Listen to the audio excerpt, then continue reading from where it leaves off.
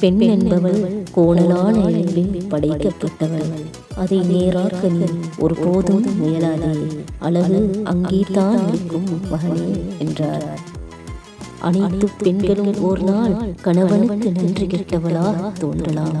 அதற்காக அவளை வெறுத்தும் விடாதே. நல்ல முறையில் நடந்து கொள் மகனே. பெண்ணின் பலவீனத்தை அறிந்த அல்லாஹ் அவளுக்கு சலுகைகளை கொடுத்தான். நீயும் புரிந்து அவளை அனுசரித்தே நடந்து கொள் மகனே. பெண்ணிடம் ஒப்படைக்கப்பட்ட ஒரு அமானிதம். இதை நீ மறந்து விடாதே. அதை பற்றி அல்லாஹ் உன்னிடம் நிச்சயம் கேட்பான்.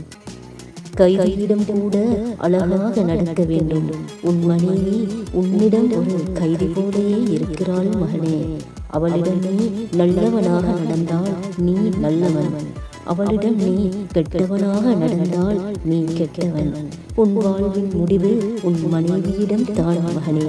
புரிந்து கொண்டு உன் வாழ்வை தொடரு என்றார் இமாமுல் ஆலம் அபு ஹனீஃபா ரஹ்மத்துல்லாஹி அலைஹி அவர்கள். புரிகிறதா நண்பா? திருமணம் என்பது இதுதான் நறுமணம் ஆகிறது.